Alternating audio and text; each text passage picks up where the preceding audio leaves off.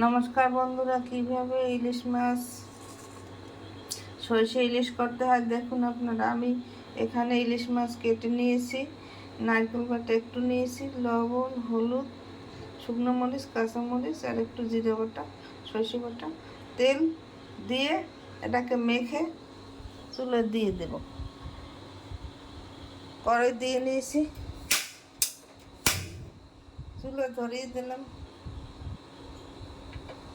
কড়াই গরম হয়ে গেছে, এখন 1 টেবিল চামচ তেল দিয়ে দিলাম।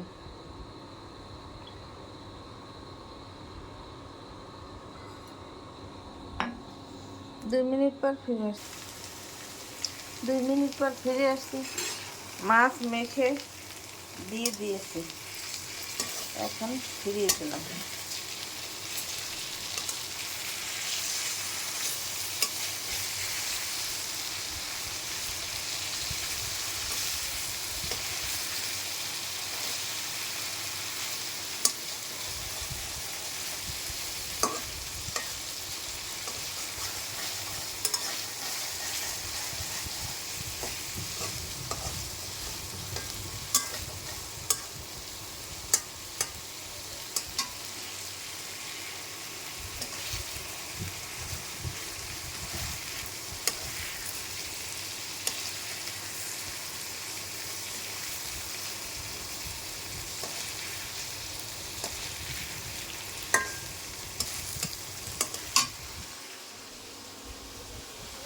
আমি জল দিয়ে দিলাম পরিমাণ মতো।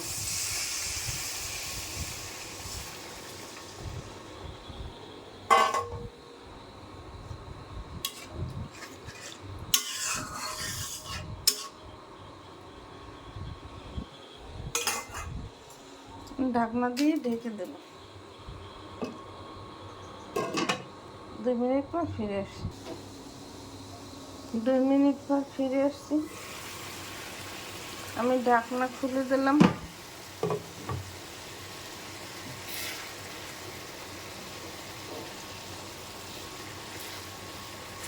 আমার সরষে ইলিশ হয়ে গেছে।